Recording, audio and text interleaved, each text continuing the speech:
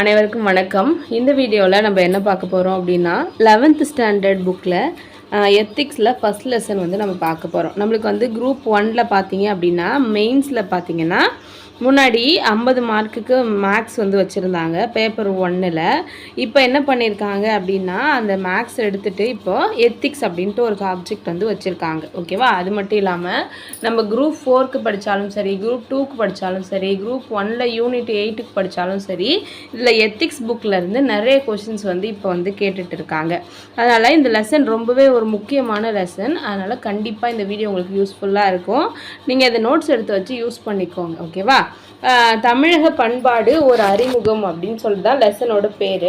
இதில் நம்ம என்னெல்லாம் தெரிஞ்சுக்க போகிறோம் அப்படின்னா, பண்பாடு அப்படின்னா என்ன, பண்பாடு அப்படின்ற வேர்டுக்கு என்ன அர்த்தம் அப்படின்றத பார்க்க போகிறோம். அதுக்கப்புறம் தமிழரின் தொன்மை மற்றும் மாண்புகள், தமிழரோட தொன்மை பற்றியும் மாண்புகள் பற்றியும் தெரிஞ்சுக்க போகிறோம். அதுக்கப்புறம் என்ன தெரிஞ்சுக்க போகிறோம் அப்படின்னா, தமிழர்கள் வளர்த்த முச்சங்கங்கள் பற்றி தெரிஞ்சுக்குவோம். அதுக்கப்புறம் தமிழரோட அகவாழ்வை பற்றியும் புறவாழ்வு பற்றியும் தெரிஞ்சுக்குவோம். பண்டைய தமிழகத்தோட நிலவியல் பகுப்பு முறைகள், அதுதான் புறவாழ்வு அப்படின்னு சொல்லியிருக்கேன். சரியா? ஃபஸ்ட்டு வந்து என்ன சொல்லியிருக்காங்க அப்படின்னு பாருங்கள். பண்டைய தமிழர்கள் பண்பாட்டிலும் நாகரிகத்திலும் சிறந்து விளங்கினார்கள் அப்படின்னு சொல்கிறாங்க. அவங்க தனி மனித வாழ்விலையும் சரி, சமுதாய வாழ்விலையும் சரி, ஒழுக்கத்தை கடைபிடிச்சி மேன்மையோடு இருந்தாங்க அப்படின்றத நம்ம இலக்கியங்கள் வாயிலாக தெரிஞ்சுக்கிறோம். தமிழர்களை பற்றி நம்ம எப்படி தெரிஞ்சுக்கிறோம் அப்படின்னா இலக்கியங்கள் மூலமாக தெரிஞ்சுக்கிறோம் அப்படின்னு சொல்லியிருக்காங்க. இப்போது நம்ம தமிழர்களை பற்றி, பழைய காலத்தில் இருந்த தமிழர்களை பற்றி தெரிஞ்சுக்கணும் அப்படின்னா அதுக்கு நம்மளுக்கு சொல்லிட்டு ஒரு சில ஆதாரங்கள்லாம் தேவைப்படுது இல்லையா? அது என்னென்ன அப்படின்றத பார்க்கலாம். ஃபர்ஸ்ட் வந்து வெளிநாட்டவரோட குறிப்புகள். இங்கே வந்து வெளிநாட்டிலேருந்து வந்தவங்க என்ன பண்ணியிருப்பாங்க அப்படின்னா அவங்களோட பயண குறிப்புகளில் என்னென்ன சொல்லியிருக்காங்க தமிழ்நாட்டை பற்றி அப்படின்றத தெரிஞ்சுக்கிறோம். அதுக்கப்புறம் தொல்பொருள் சான்றுகள், அதாவது ஆதிச்சநல்லூர், அரிக்கமேடு, அழகன்குளம், கீழடி அப்படின்னு ஏகப்பட்ட இடத்துல தொல்பொருள் ஆய்வுகள் நடக்குது இல்லையா? அந்த இடத்துல நடக்கிற விஷயங்களை பற்றி, அதில் கிடைக்கிற பொருள்களை வச்சு நம்ம என்ன பண்ணலாம் அப்படின்னா தமிழர்களை பற்றி தெரிஞ்சுக்கலாம். அதுக்கப்புறம் கல்வெட்டு செய்திகள் மூலமாகவும், ராஜாக்கள் வெளியிட்ட நாணயங்கள் மூலமாகவும், அவங்க வெளியிட்ட பட்டயங்கள் மூலமாகவும் நம்ம தமிழகத்தோட பண்பாட்டோட தொன்மையை பற்றி தெரிஞ்சுக்க முடியுது அப்படின்னு சொல்கிறாங்க. அது மட்டும் இல்லாமல் நம்மளுக்கு தமிழர்களோட அகவாழ்வு பற்றியும் தெரிஞ்சுக்க முடியுது, புற வாழ்க்கை பற்றியும் நம்மளால என்ன பண்ண முடியுது, தெரிஞ்சுக்க முடியுது அப்படின்னு சொல்லியிருக்காங்க. அதுக்கப்புறம் பண்பாடு அப்படின்றத என்ன சொல்கிறாங்க அப்படின்னு பாருங்கள். சமுதாயத்தில் வாழ்கின்ற மக்களின் ஒருமித்த நடத்தைகளையும் எண்ணங்களையும் வெளிப்படுத்துவதற்கு பேர் தான் பண்பாடு. சரியா? சமுதாயத்தில் வாழ்கின்ற மக்களோட ஒருமித்த நடத்தைகளையும் எண்ணங்களையும் வெளிப்படுத்துறதுக்கு பேர் என்னது, பண்பாடு அப்படின்னு சொல்கிறாங்க. அது மட்டும் இல்லாமல் ஒரு குறிப்பிட்ட நிலப்பகுதியில் வாழற மக்களோட வாழ்க்கை முறைக்கு தான் பண்பாடு அப்படின்னு சொல்கிறாங்க. ஒரு மனித சமுதாயத்துக்கும் தனித்தனியான பண்பாடு அப்படின்றது இருக்குது. ஓகேவா? அப்படி இருக்கிறதுனால நம்மளோட பண்பாட்டை நம்ம வந்து தெரிஞ்சுக்கிட்டு அது எவ்வளோ பழமையானது அப்படின்னு புரிஞ்சுட்டு அதை வந்து நம்ம பாதுகாக்கிறது அப்படின்றது ரொம்பவே ஒரு முக்கியமான விஷயம் அப்படின்னு சொல்லியிருக்காங்க. அடுத்தது பண்பாடு அப்படின்ற வேர்டுக்கு என்ன அர்த்தம் அப்படின்னு பார்ப்போம். பண்படு அப்படின்றதோட வேர் சொல்லிருந்து வந்தது தான் பண்பாடு அப்படின்னு சொல்லியிருக்காங்க. பண்படு அப்படின்னா என்ன அர்த்தம்? சீர்படுத்துதல், செம்மைப்படுத்துதல் அப்படின்னு அர்த்தம். அப்போது பண்பாடு அப்படின்ற சொல்லில் என்ன நம்ம தெரிஞ்சுக்கிறோம் அப்படின்னா சீர்மையாக இருக்கிறது, செம்மையாக இருக்கிறது அப்படின்றத தெரிஞ்சுக்கிறோம். இந்த பண்பாடு அப்படின்ற வார்த்தையை ஃபஸ்ட்டு தமிழில் அறிமுகப்படுத்தினவர் யார் அப்படின்னா டி.கே. சிதம்பரநாதர். இது ரொம்ப முக்கியமானது. ப்ரிலிம்ஸ் பாயிண்ட் ஆஃப் வியூவில் பார்த்துக்கோங்க. பண்பாடு என்ற சொல்லை தமிழில் அறிமுகப்படுத்தினவர் யார்? டி.கே. சிதம்பரநாதர். உழவன் வந்து ஒரு பயிர் செழித்து வளரணும் அப்படின்னா அந்த நிலத்தை வந்து பண்படுத்துவான். அந்த மாதிரி மனித வாழ்க்கையில் நம்ம செழித்து இருக்கணும் அப்படின்னா நம்மளோட மனசையும் நம்ம பண்படுத்தணும். எப்படி பண்படுத்த முடியும் அப்படின்னா உயர்ந்த எண்ணங்களின் மூலமாக பண்படுத்த முடியும் அப்படின்னு சொல்லியிருக்காங்க. இதுக்காக நம்மளுக்கு இலக்கியங்கள்லேருந்து நிறைய மேற்கோள்கள் கொடுத்துருக்காங்க. நீங்கள் ப்ரிலிம்ஸ் பாயிண்ட் ஆஃப் வியூலையும் இது முக்கியம், மெயின்ஸ் பாயிண்ட் ஆஃப் வியூலையும் நீங்கள் இதை கோட் பண்ண முடியும். உலகம் என்பது உயர்ந்தோர் மேற்றே அப்படின்னு சொல்லியிருக்காங்க. உலகம் அப்படின்னாலே என்னது, உயர்ந்தவர்கள் இருக்கிறதுனால தான் உலகம் அப்படின்றது சொல்லியிருக்காங்க. அப்போது இதை சொன்னது தொல்காப்பியம். உலகம் என்பது உயர்ந்தோர் மேற்றே. இதில் உயர்ந்தோர் அப்படின்னா உயரமானவங்களா அப்படின்னு கேட்டால் இல்லை, பண்பாடு உடையவர்களே தான் உயர்ந்தோர் அப்படின்னு சொல்லியிருக்காங்க. அதுக்கப்புறம் பண்பெனப்படுவது பாடறிந்து ஒழுகுதல். அப்போது பண்பாடு அப்படின்றது என்னென்னா நல்ல வழிகளை பின்பற்றி வாழறது தான் சிறந்தது அப்படின்னு சொல்றது தான் பண்பெனப்படுவது பாடறிந்து ஒழுகுதல். இது சொன்னது எது அப்படின்னா கலித்தொகையில சொல்லியிருக்காங்க.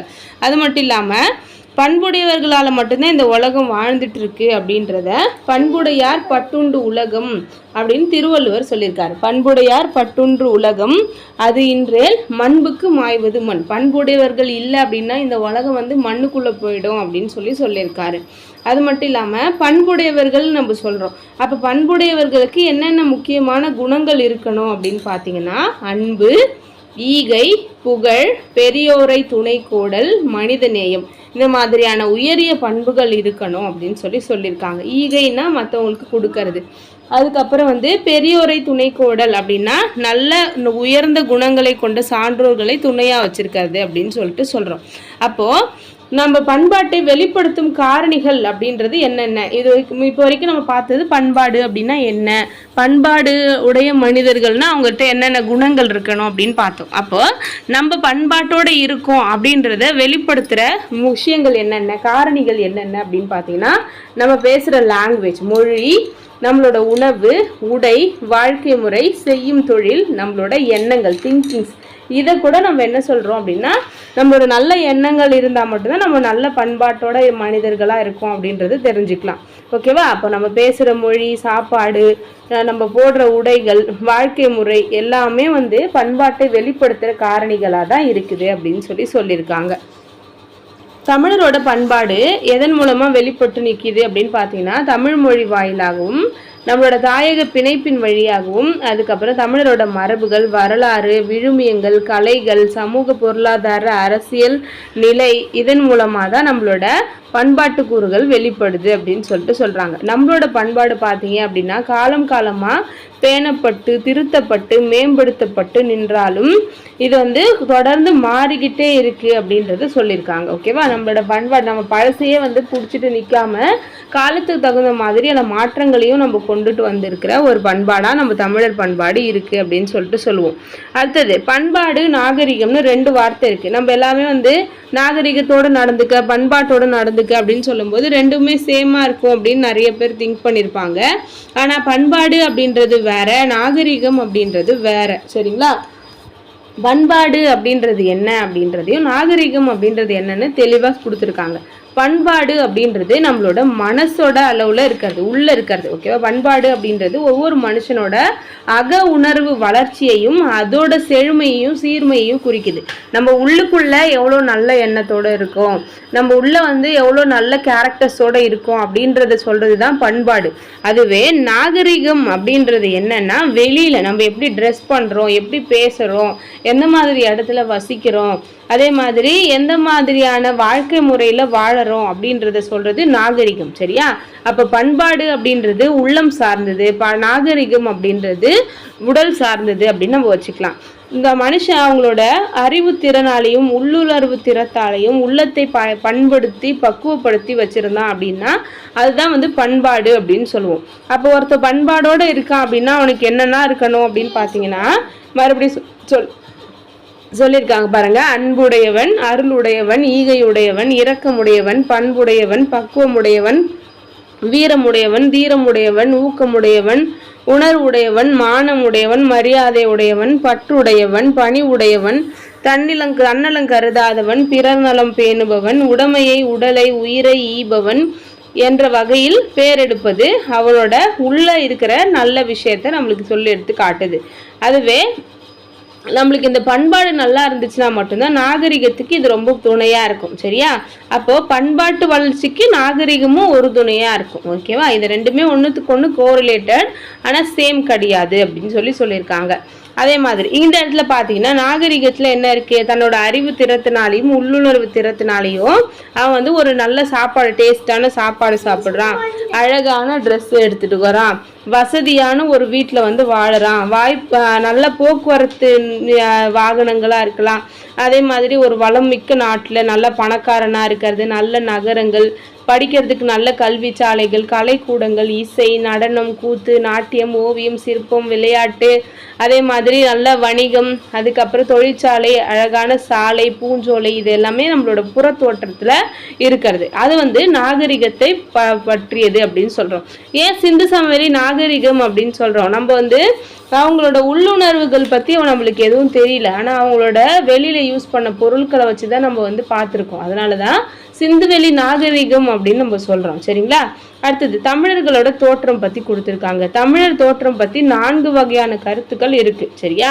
தமிழர்களோட தோற்றம் பற்றி 4 வகையான கருத்துக்கள் இருக்குது. அதில் ஃபஸ்ட்டு வந்து தமிழர்கள் வந்து குமரி கண்டத்தில் வாழ்ந்தாங்க அப்படின்னு ஒரு சொல்லியிருக்காங்க. அது மட்டும் இல்லாமல் ரெண்டாவதாக என்ன சொல்கிறாங்க, தென்னிந்தியாவோட பழங்குடிகள் தான் தமிழர்கள் அப்படின்னு சொல்கிறாங்க. மூணாவது, ஆதி காலத்தில் ஆப்பிரிக்காலேருந்து அரேபிய கடல் வழியாக தென்னிந்தியாவுக்கு வந்தவரோட வழி தோன்றல்கள் தான் தமிழர்கள் அப்படின்னு சொல்கிறாங்க. நாலாவதாக என்ன சொல்கிறாங்கன்னா, மத்திய ஆசியா வட இந்தியா நிலப்பரப்புகள்லேருந்து காலப்போக்கில் தென்னிந்தியா வந்தவங்க தான் இந்திய தமிழர்கள் அப்படின்னு சொல்லியிருக்காங்க. நம்மளோட இந்தியா மேப் இப்படி இருக்குது அப்படின்னு வச்சுக்கோங்களேன். இந்த இடத்துல தான் நம்ம இங்கே இருக்கோம். சரியா? ஃபஸ்ட்டு சொல்கிறவங்க இங்கேருந்து குமரி கண்டத்துலேருந்து இருந்த தமிழர்கள் அப்படின்னு சொல்கிறாங்க. ரெண்டாவது என்னென்னா, இதே இடத்துல இருந்த பழங்குடிகள் தான் தமிழர்கள்னு சொல்கிறாங்க. மூணாவது என்ன சொல்கிறாங்க, ஆப்பிரிக்காவிலேருந்து அரேபிய கடல் வழியாக இங்கே வந்து அவங்களோட வழித்தோன்றல்கள் தான் தமிழர்கள்னு சொல்கிறாங்க. நாலாவது என்ன சொல்கிறாங்க, மத்திய ஆசியாவிலேருந்து என்ன பண்ணியிருக்காங்களா, இறங்கி வட இந்தியாவிலேருந்து கீழே வந்து இருந்தவங்க தான் தமிழர்கள்னு சொல்கிறாங்க. இப்போ 4 விதமாக தமிழர்களோட தோற்றம் பற்றி சொல்லியிருக்காங்க. அப்படி இருந்தாலும் தமிழர்களுக்கு அப்படின்னு பார்த்தீங்கன்னா கலை, நம்பிக்கை, பழக்க வழக்கங்கள், மொழி, விழுமியங்கள், இந்த மாதிரியான தனிப்பட்ட பண்பாட்டு கூறுகள் நிறைஞ்ச ஒரு மக்களாக தான் தமிழர்கள் இருந்திருக்காங்க அப்படின்னு சொல்கிறாங்க. தமிழர்கள் ரொம்ப காலம் முன்னாடியிலேருந்து இருக்காங்க அப்படின்றதுக்கான சான்றுகள் என்னென்ன அப்படின்னு பார்ப்போம். ஃபஸ்ட்டு விஷயம் இலக்கிய சான்றுகள், ரெண்டாவது வெளிநாட்டவரோட குறிப்புகள், மூணாவது தொல்பொருள் சான்றுகள். இதில் இலக்கிய சான்றுகள் அப்படின்னு பார்க்கும்பொழுது தொன்மையை அறிந்து கொள்வதற்கு மிகவும் முக்கியமானது அப்படின்னு பார்த்தீங்கன்னா தொல்காப்பியம் தான். தமிழில் கிடைத்த முதல் நூல் அப்படின்னு பார்த்தீங்கன்னா தொல்காப்பியம் தான் சொல்கிறோம், இலக்கண நூலில். அதுக்கப்புறம் இலக்கியம் பார்க்கும்பொழுது சங்க இலக்கியங்களை சொல்கிறோம். தொல்காப்பியத்தில் நம்மளுக்கு எழுத்து, சொல், பொருள் அப்படின்னு சொல்லி 3 அதிகாரங்களை அவங்க கொடுத்துருக்காங்க. இதில் பொருள் அதிகாரத்தில் என்ன பண்ணியிருக்காங்க அப்படின்னா, தமிழர்களோட அந்த வாழ்க்கை முறையை புற வாழ்க்கை, அக வாழ்க்கைன்னு 2 வகையாக பிரிச்சிருக்காங்க. சரியா? அது மட்டும் இல்லாமல் சங்க இலக்கியங்கள் பார்த்தீங்கன்னா 8 தொகை 10 பாட்டு அப்படின்னு சொல்லிட்டு அந்த காலத்தில் இருக்கிற மக்களோட அரசியல், சமூக, பொருளாதார வாழ்க்கையை வந்து நம்மளுக்கு படம் போட்டு காட்டுது அப்படின்னு சொல்கிறாங்க. சரியா? சங்க இலக்கியத்தில் அகவாழ்வு அப்படின்னு சொல்கிறத ஒரு 5 வகையாக பிரிக்கிறாங்க. இதை வந்து அன்பின் 5 இணைகள் அப்படின்னு சொல்லுவோம். அது என்னென்ன நம்மளுக்கு தெரிஞ்சது தான், குறிஞ்சி, முல்லை, மருதம், நெய்தல், பாலை அப்படின்னு சொல்லிட்டு 5 வகையாக பிரிக்கிறாங்க. இதில் அது மட்டும் இல்லாமல் இதில் வந்து நிலம், பொழுது அப்படின்னு சொல்லி பிரிக்கிறது கூட இல்லாமல் கருப்பொருள், உரிப்பொருள் அப்படின்னு சொல்லிட்டு அவங்களோட முதற் பொருளையும் சொல்லியிருக்காங்க. அதோட கருப்பொருளில் பார்த்தீங்கன்னா அவங்களோட 14 விஷயங்கள், அவங்களோட நிலம் என்ன, தெய்வம் என்ன, மக்கள் யார், அவங்களோட யாழ் என்ன, அந்த மாதிரி நிறைய விஷயங்களை வந்து சொல்லியிருக்காங்க. அது மட்டும் இல்லாமல் அவங்களோட உணர்வு நிறைகளை தான் நம்ம உரிப்பொருள் அப்படின்னு சொல்லிட்டு சொல்கிறோம். குறிஞ்சி நிலம் அப்படின்னா என்ன சொல்லுவோம் அப்படின்னா இருத்தலும் இருத்தல் நிமித்தமும், முல்லை அப்படின்னா இரங்கல் நிமித்தமும், பிரிதல் நிமித்தமும் அப்படின்லாம் சொல்லுவோம் இல்லையா? அது வந்து அவங்களோட உணர்வுகளை பற்றி சொல்கிறது அப்படின்னு சொல்லிட்டு சொல்கிறோம். அடுத்தது புறநானூரில் பார்த்தீங்க அப்படின்னா யாதும் ஊரே யாவரும் கேளீர் அப்படின்னு கணியன் பூங்குன்றனார் வந்து ஒரு விஷயத்த சொல்லியிருக்கார். இது வந்து சங்ககால மக்கள் வந்து இந்த உலகத்தையே வந்து அவங்களோட தான் அப்படின்னு நினச்சி அவங்க வந்து ஒரு இன்க்ளூசிவ்னஸோடு இருந்தாங்க அப்படின்றத நம்ம தெரிஞ்சுக்கிறோம்.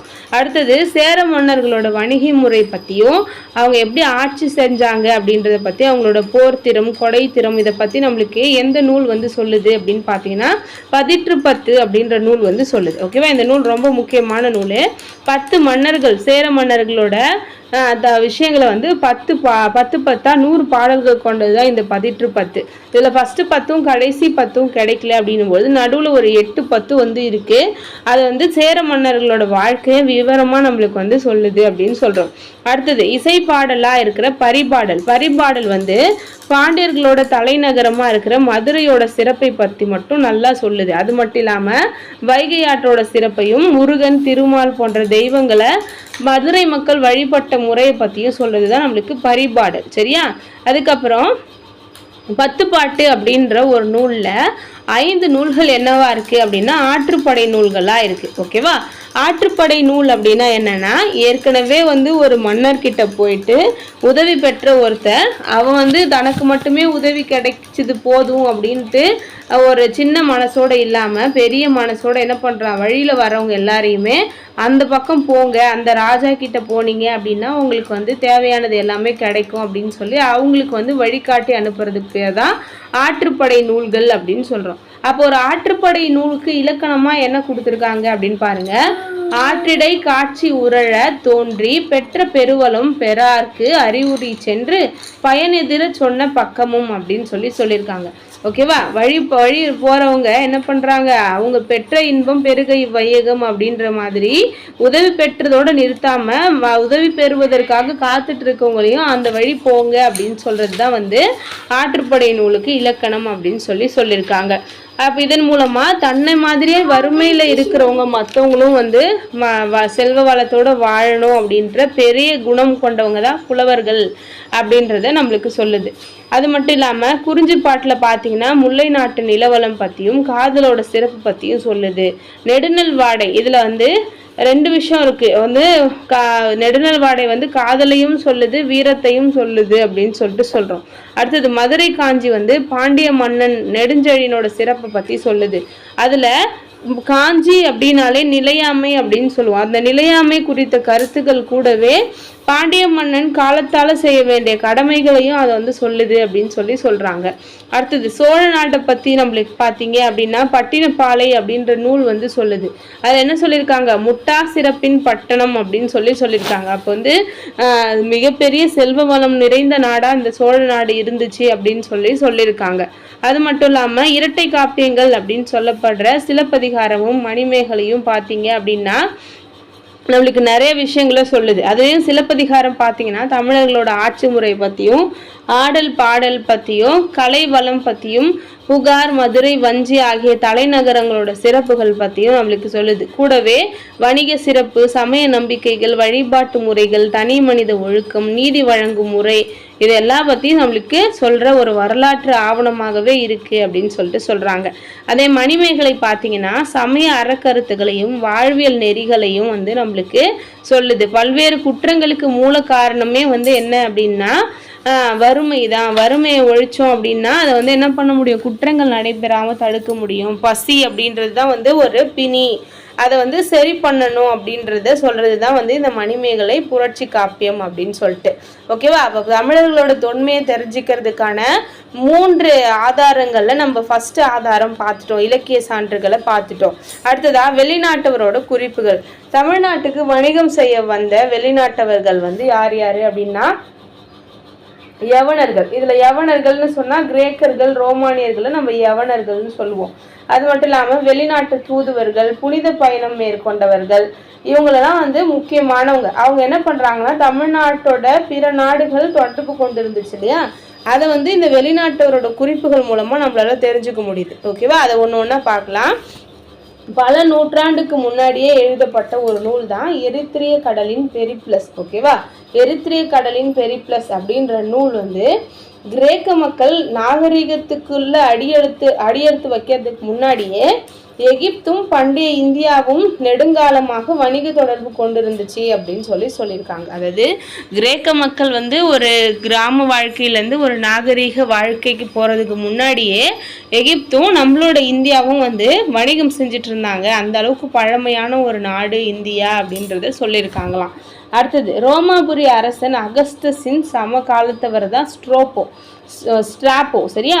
அவர் எழுதின நூல் தான் பூகோள நூல். வந்து பிலினி எழுதிய ஸ்ட்ராப்போ எழுதின நூல் தான் வந்து ஜியாகிரபி எழுதினார் அவர், பூலோக நூல் அப்படின்னு சொல்லுவோம். அடுத்தது பிலினி அப்படின்றவர் எழுதின ஒரு உயிரியல் நூல் இருக்குது. தாலமி எழுதினது ஒரு பூகோள நூல். இது எல்லாமே பண்டைய தமிழகத்தோட கடல் வணிகம் பற்றி நம்மளுக்கு சொல்லுது. ஓகே, இங்கே 3 நூல் சொல்லியிருக்காங்க. ஸ்ட்ராப்போவோட பூகோள நூல், அதுக்கப்புறம் பிலினியோட உயிரியல் நூல், தாலமியோட பூகோள நூல். இதிலெல்லாம் வந்து தமிழ்நாட்டோட பண்டைய வணிகம் பற்றி சொல்லியிருக்காங்க, கடல் வணிகம் பற்றி சொல்லியிருக்காங்க. சொல்லியிருக்காங்க. அடுத்தது சேர நாட்டு துறைமுகங்கள் எல்லாமே கொச்சிக்கும் கண்ணனூருக்கும் நடுவில் இருக்குது அப்படின்னும், அரேபியாவிலேருந்தும் கிரேக்கத்துலேருந்தும் வணிக பொருட்களை ஏற்றிக்கிட்டு நிறைய நாவாய்கள் முசிறியில் வந்து செறிஞ்சு கிடந்தது அப்படின்னு சொல்லி பெரிப்ளஸ் அப்படின்ற நூலில் வந்து சொல்லியிருக்காங்க. ஓகேவா, அதில் வந்து சொல்கிற முக்கியமானது முசிறி. இது எக்ஸாமில் டிஎன்பிஎஸ்சியில் ப்ரிலிம்ஸில் அடிக்கடி கேட்டிருக்காங்க. முசிறி பற்றி பெரிப்ளஸ் நூல் வந்து எந்த ஒரு துறைமுகத்தை பற்றி நம்மளுக்கு சொல்லுது அப்படின்னு சொல்லி கேட்பாங்க. முசிறி வந்து சொல்லியிருக்கு. அடுத்தது பொது ஆண்டுக்கு முன்னாடி 5ஆம் நூற்றாண்டுலேருந்து கிரேக்கர்கள் தமிழ்நாட்டுக்கு வணிகத்துக்கு வந்திருக்காங்க. ஓகேவா, 5ஆம் நூற்றாண்டுலேருந்து வந்திருந்தாங்க. அப்படி இருக்கும்பொழுது நிறைய தமிழ் சொற்கள் வந்து இப்போ கிரேக்க மொழியில் வந்து இருக்குது அப்படின்னு சொல்லியிருக்காங்க.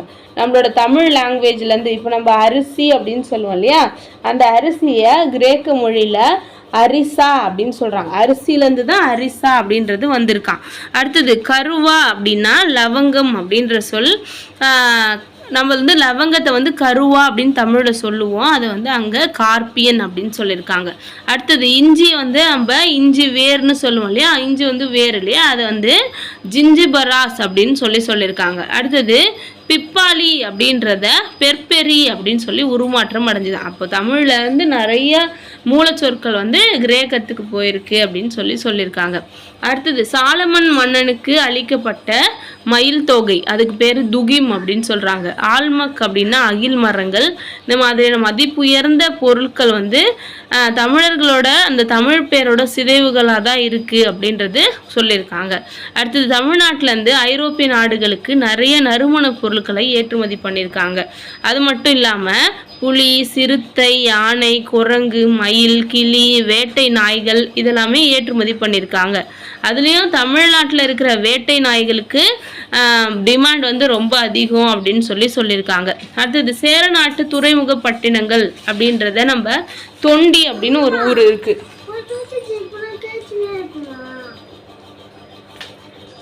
இந்த தொண்டியை வந்து தெண்டிஸ் அப்படின்னும், முசிறிய முசிறிஸ் அப்படின்னும், பொற்காட்டை வந்து பகரி அப்படின்னும், குமரிய கொமாரி அப்படின்னும் ரோமர்கள் சொல்லியிருக்காங்க. ஓகேவா, ரோமானியர்கள் நம்மளோட தமிழ் பேரெல்லாம் எப்படி மாற்றி சொல்லியிருக்காங்க அப்படின்றத இந்த பேராகிராஃபில் கொடுத்துருக்காங்க. என்னென்னு பாருங்கள். தொண்டி வந்து திண்டிஸ், முசிறி வந்து முசிறிஸ், பொற்காட்டு அப்படின்றத பகரி, குமரி வந்து கொமாரி அப்படின்னு சொல்லியிருக்காங்க. அடுத்து தமிழகத்தில் கீழே கடற்கரை துறைமுகங்கள் அப்படின்னு சொல்லப்படுற கொர்க்கை அதை வந்து நம்ம கொல்சாய் அப்படின்னும், நாகப்பட்டினத்தை வந்து நிகாமா அப்படின்னும், காவிரி பூம்பட்டினத்தை கமாரா அப்படின்னும், புதுச்சேரியை பொதுகே அப்படின்னும், மரக்காணத்தை சொபட்மா அப்படின்னும், மசூலிப்பட்டினத்தை மசோலியா அப்படின்னும் அந்த நூல்களில் குறிப்பு வந்து இருக்குது. அடுத்து ஹிப்பாக்ரட்டஸ் அப்படின்றவர் ஒரு புகழ்பெற்ற கிரேக்க மருத்துவர். அவர் வந்து பொது ஆண்டுக்கு முன்னாடி 5ஆம் நூற்றாண்டில் வாழ்ந்திருக்காரு. அவர் மிளகை வந்து பார்த்துருக்காரு. அது மட்டும் இல்லாமல் இந்தியாவோட மருத்துவ முறைகள் பற்றி ஆராய்ச்சி பண்ணியிருக்காரு. அவர் மிளகு என்ன சொல்லியிருக்காரு அப்படின்னா இந்திய மருந்து அப்படின்னு சொல்லியிருக்காராம். ஓகேவா, அந்த அளவுக்கு வந்து சிறப்பாக மிளகு வந்து அந்த டைமில் இருந்திருக்கு. அடுத்தது பண்டைய தமிழகத்துலேருந்து மஸ்லின் துணியும், ஏலக்காய், லவங்கம் இந்த மாதிரி நறுமண பொருட்கள்லாம் அயல் நாட்டுக்கு ஏற்றுமதி ஆயிருக்கு. தமிழகம் அயல் நாடுகளோட மேற்கொண்டிருந்த வணிக உறவு அப்படின்றது தமிழர்களோட நாகரிகம் பற்றியும் பண்பாடு பற்றியும் கலை பற்றியும் நம்மளுக்கு ஹெல்ப் பண்ணுச்சு. நம்மளோட நாகரிகம் வளர்கிறதுக்கும் பண்பாடு வளர்கிறதுக்கும் கலை வளர்கிறதுக்குமே கூட இந்த ட்ராவலிங் அப்படின்றதும் வணிகம் அப்படின்றதும் ஹெல்ப்ஃபுல்லாக இருந்திருக்கு அப்படின்னு சொல்கிறாங்க. அடுத்தது 3வது சான்றுகளுக்கு வந்துட்டோம். தொல்பொருள் சான்றுகள். தமிழக வரலாற்றை அறிய தொல்பொருள் ஆய்வுகள் மூலம் கிடைத்துள்ள பொருட்கள் ரொம்பவே ஹெல்ப்ஃபுல்லாக இருக்குது. அதுலேயும் நம்ம 3 வகையாக நம்ம பிரிக்கிறோம் தொல்லியல் சான்றுகளை. ஃபர்ஸ்ட் வந்து கல்வெட்டுகள் மற்றும் பட்டயங்கள், 2வது நாணயங்கள், 3வது நினைவு சின்னங்கள். ஓகேவா, கல்வெட்டுகளும் பட்டயங்கள் அப்படின்னு பார்க்கும்பொழுது இதில் நிறைய விஷயங்களை நீங்கள் மனப்பாடம் பண்ணி வச்சுக்கணும். எக்ஸாமுக்கு ரொம்ப முக்கியமானது. பண்டைய தமிழகத்தோட கோயில்களில் கல் சுவர்கள் இருக்கும், கோயில் மண்டபத்தில் கல் தூண்கள் இருக்கும். இதிலெல்லாம் பார்த்தீங்கன்னா நிறைய எழுதி வச்சுருப்பாங்க. இதுதான் நம்ம கல்வெட்டு அப்படின்னு சொல்கிறோம். இதில் முக்கியமாக என்ன எழுதியிருப்பாங்க அப்படின்னா மன்னரோட ஆணைகள் பற்றியும் மன்னர் செய்த சாதனைகள் பற்றியும் தான் அதிகமாக எழுதியிருக்குவாங்க. அதில் முக்கியமான கல்வெட்டுகள் பார்ப்போம். சங்க காலத்தான கல்வெட்டுகள் என்னென்ன அப்படின்னு சொல்லி. சங்க காலத்துக்கான கல்வெட்டுகள் திருப்பரங்குன்றம், நாகமலை, ஆனைமலை, கீழக்குயில்குடி இந்த இடத்துல இருக்கிற கல்வெட்டுகள் எல்லாமே சங்க காலத்துக்கான கல்வெட்டுகள். சங்க காலம் அப்படின்னா கிமு 3ஆம் நூற்றுல இருந்து கிபி 3ஆம் நூற்றாண்டு வரைக்கும் நடுவில் இருக்கிற காலம் தான் சங்க காலம். அந்த டைம்ல இருக்கிற கல்வெட்டுகள் எங்கெங்க இருக்கு? திருப்பரங்குன்றம், நாகமலை, கீழக்குயில்குடி, ஆனைமலையில இருக்கு. அடுத்தது பல்லவர்கள் கால கல்வெட்டுகள். பல்லவர் கால கல்வெட்டுகள் குகைகள், ரதங்கள், கோயில்கள், கற்பாறைகள், தூண்கள் இது எல்லாத்துலேயுமே பல்லவர்கள் கல்வெட்டுகளை எழுதியிருக்காங்க.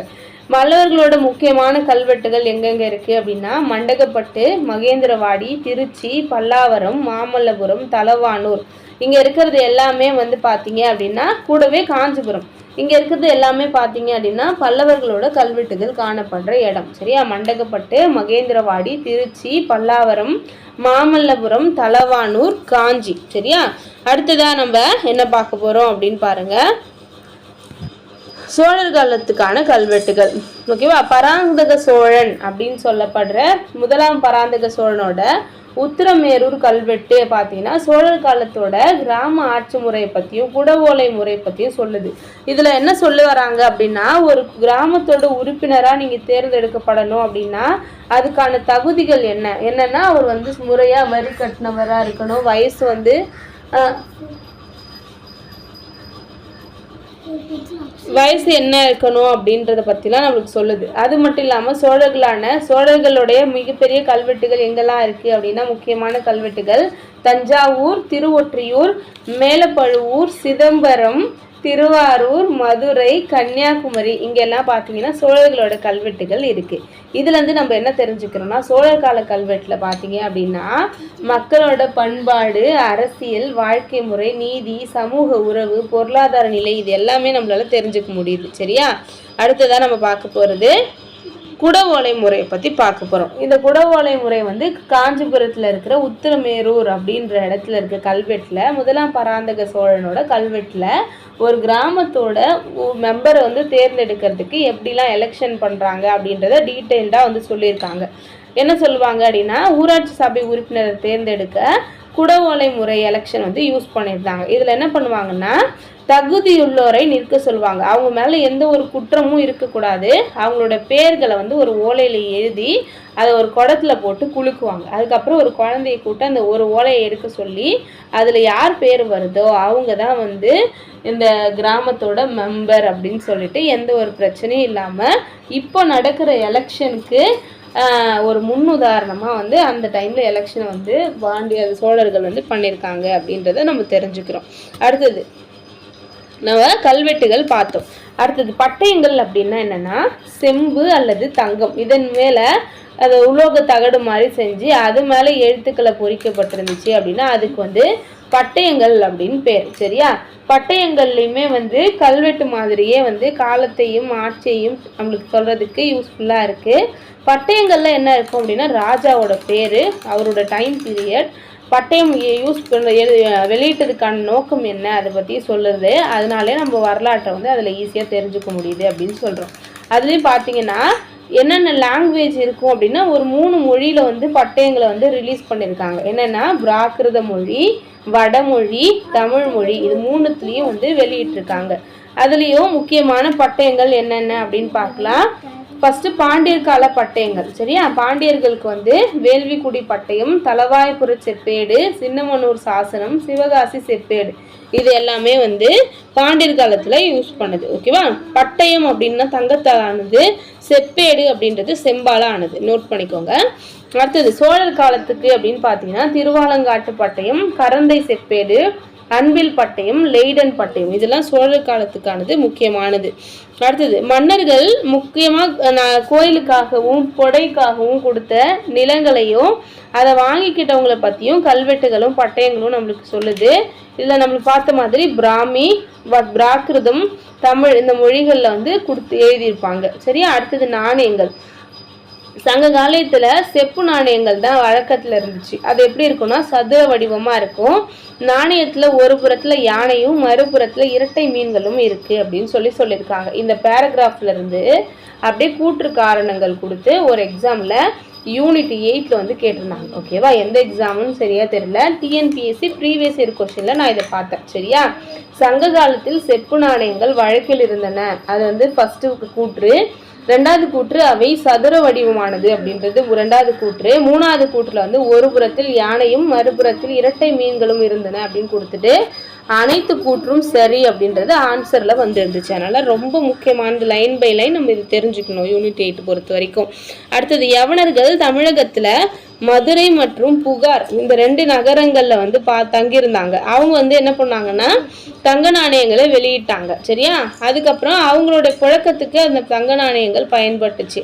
அடுத்து, பல்லவர்கள் காலத்துல பாத்தீங்கன்னா இரட்டை மீன்கள், அடுத்து கப்பல், நந்தி இந்த மாதிரியான சின்னங்கள் வந்து அவங்களோட நாணயங்கள்ல காணப்பட்டுச்சு. அடுத்தது, முதலாம் ராஜராஜ சோழன் அவங்களோட நாணயங்கள்ல வந்து புலி இருந்துச்சு. அது பக்கத்துல இரட்டை மீன் கொண்ட வடிவங்கள் காணப்படுது. இதன் மூலம் என்ன வர்றாங்க அப்படின்னா பாண்டியர்களை அடக்கி வலிமை பெற்றவனா இந்த சோழ ராஜா இருந்தாங்க அப்படின்றது தெரியுது. அடுத்தது, 2ஆம் வரகுணன் அப்படின்ற மன்னனுக்கு தங்க நாணயம் கிறந்த எழுத்துல அவரோட பேரோட இருக்கு. சரியா? இதை அப்படியே கேட்பாங்க. அதாவது தன்னுடைய பேர்லயே வந்து நாணயம் வெளியிட்ட மன்னன் யாரு அப்படின்னா 2ஆம் வரகுணன். சரியா? கிரந்த எழுத்துல அவரோட நாணயம் வெளியிட்டது அப்படின்னு சொல்லிட்டு சொல்றாங்க. நாணயங்கள் மூலமா நம்ம என்ன தெரிஞ்சுக்கிறோம் அப்படின்னா பண்டமாற்று முறையோட பணப்பரிமாற்றமும் தமிழ்நாட்டுல இருந்துட்டு தான் இருந்திருக்கு அப்படின்னு சொல்றோம். ஓகேவா? ஒரு முன்னேறிய சமூகத்துல தான் வந்து நாணய முறை அப்படின்றது இருக்கு. ஓகேவா? அந்த காலத்துல பண்டமாற்று முறை தான் வந்து அதிகமா யூஸ் பண்ணுவாங்க இல்லையா? ஆனா வந்து பணப்பரிமாற்றம் இருக்கு அப்படின்னாலே அவங்க நாகரிகத்துல முன்னாடி இருக்காங்க அப்படின்றத நம்ம தெரிஞ்சுக்க முடியுது. அடுத்ததா, நினைவு சின்னங்கள். தமிழகத்துல என்னென்ன நினைவு சின்னங்கள் இருக்கு அப்படின்னு பாத்தீங்கன்னா என்னென்னலாம் எடுத்துக்குவோம் அப்படின்னா கணக்குல குகைகள், ரதங்கள், கோயில்கள், அரண்மனைகள், கோட்டைகள், இது எல்லாமே நினைவு சின்னங்கள் அப்படின்னு சொல்றோம். இதுல முக்கியமானது மகேந்திரவர்மனோட மண்டகப்பட்டு கல்வெட்டுல என்ன சொல்லியிருக்காங்க அப்படின்னு பார்த்தீங்கன்னா நான் வந்து அழியக்கூடிய பொருள்களான மரம், செங்கல், மண், சுண்ணாம்பு இதை வச்சு கோயில் கட்டல, நான் வந்து அழியாத பொருள்களை வச்சு கோயில் கட்டியிருக்கேன் அப்படின்னு அவர் சொல்லியிருக்காரு. சரியா? ஆனால் பல்லவர்கள் காலம் பார்த்தீங்க அப்படின்னா கற்கோயில்கள், கருங்கற்களால் வந்து கோயில் கட்டினாங்க. அதனால தமிழரோட பண்பாட்டை வெளிப்படுத்துகிற மாதிரி இன்றைக்கும் அது நிலச்சி நிற்கிது அப்படின்னு சொல்லியிருக்காங்க. அப்போது முக்கியமாக எங்கெங்கெல்லாம் வந்து பல்லவர்களோட கோயில்கள் இருக்குது அப்படின்னு பார்த்தீங்கன்னா திருப்பரங்குன்றம், மண்டகப்பட்டு, மகேந்திரவாடி, மாமல்லபுரம், இங்கெல்லாம் வந்து குகை கோயில்கள் இருக்குது. ஓகேவா? அடுத்தது, கற்களால் அமைக்கப்பட்ட ரதங்கள் மாமல்லபுரத்தில் இருக்குது. அடுத்து, காஞ்சியில் கைலாசநாதர் கோயில், வரதராஜ பெருமாள் கோயில், சிதம்பரத்தில் நடராஜர் கோயில், தஞ்சையில் இருக்கிற கோயில், கங்கை கொண்ட சோழபுரம், தாராசுரம், திருவொற்றியூர், லால்குடி, திருவாரூர், மதுரை, வேலூர், ராமேஸ்வரம், சுசீந்திரம், இந்த இடத்துலலாம் இருக்கிற கோயில்கள் எல்லாமே வந்து சிறப்பு வாய்ந்தது, பழைய காலத்துலேருந்து இருக்குது அப்படின்றாங்க. அடுத்தது, முக்கியமான ஆதாரங்கள்ல பிற ஆதாரங்கள் அப்படின்னு பார்க்கும்போது முதுமக்கள் தாழிகள்ல நிறைய பொருட்கள் இருக்கு. ஓகேவா? அப்போ இறந்தவர்களுக்காக செய்யப்பட்ட சடங்குகளுக்கு சான்றா அந்த முதுமக்கள் தாழிகள் இருக்கு. ஓகேவா? அதில் நம்ம வந்து வீரம், கொடை, புலமை இதுலேயும் சிறந்தவர்கள் அப்படின்றதுக்காக நடுக்கற்களை வந்து நட்டிருக்காங்க. இதுவும் வந்து ஒரு தொல்பொருள் சின்னங்களாக நம்மளுக்கு இப்போதைக்கு இருக்குது அப்படின்னு சொல்லியிருக்காங்க. இதில் பாருங்கள், இதுதான் வந்து முதுமக்கள் தாழியோட இமேஜ் கொடுத்துருக்காங்க. இது மட்டும் இல்லாமல் நிறைய குகைகள், ரதங்கள், கோயில்கள், அரண்மனைகள், கோட்டைகள் எல்லாமே வந்து தமிழ்நாட்டை பற்றி தெரிஞ்சுக்கிறதுக்கான முக்கியமான ஒரு சான்றுகளாக இருக்குது. திருப்பரங்குன்றம், மண்டகப்பட்டு, மகேந்திரவாடி, மாமல்லபுரம், சித்தன்னவாசல், இங்கெல்லாம் குகை கோயில்கள் இருக்குது. மாமல்லபுரத்தில் ஒற்றைக்கல் ரதங்கள் இருக்குது. அதுதான் வந்து தமிழ்நாட்டோட சிறப்பான சிற்பக்கலைக்கு அடையாளமாக இருக்குது அப்படின்னு சொல்லியிருக்காங்க. அடுத்து, சமண முனிவர்களோட வாழறதுக்கான இடமா குகைகள் இருந்திருக்கு. அடுத்து, தமிழக நிலப்பரப்பு முழுசுமே நிறைய கோயில்கள் வந்து இருக்குது. அங்கேயும் அழகான சிற்பங்கள், ஓவியங்கள், இதெல்லாம் தமிழர்களோட கலை திறமையை பற்றி நம்மளுக்கு சொல்கிற மாதிரி இருக்குது அப்படின்னு சொல்லியிருக்காங்க. ஓகேவா? இது வரைக்கும் நம்ம பார்த்தது எல்லாம் என்னென்ன அப்படின்னா தமிழர்களோட அந்த தொன்மையை அறிந்து கொள்வதற்கான சான்றுகளை நம்ம பார்த்துருக்கோம். சரியா? அடுத்ததான் நம்ம என்னெல்லாம் பார்க்க வேண்டியிருக்கு அப்படின்னா தமிழர்களோட நிலவியல் கூறுகளை பார்க்கணும், அவங்களோட மாண்புகள் பார்க்கணும், 3 சங்கங்கள் பார்க்குறோம். சரியா? அது வரைக்கும் பார்த்துட்டிங்க அப்படின்னா அகம் புறம் பற்றி சொல்கிறோம். அதுக்கப்புறம் தமிழர்களோட முக்கியமான நல்ல குணங்களை வந்து நம்ம பார்ப்போம். சரியா? இதெல்லாம் நம்ம பார்ட் 2ல் வந்து பார்க்கலாம். இந்த வீடியோ உங்களுக்கு எந்த அளவுக்கு யூஸ்ஃபுல்லாக இருந்துச்சு அப்படின்றத கண்டிப்பாக கீழே கமெண்ட் பண்ணுங்கள். உங்களோட கமெண்ட்ஸ் வந்து எனக்கு வந்து உண்மையாக வந்து நெக்ஸ்ட் வீடியோஸ் போடுறதுக்கு ஒரு உந்துதலாக இருக்கும் அப்படின்ட்டு நான் உங்களுக்கு சொல்லிக்கிறேன். சரியா, நெக்ஸ்ட் வீடியோவில் பார்க்கலாம். தேங்க்யூ.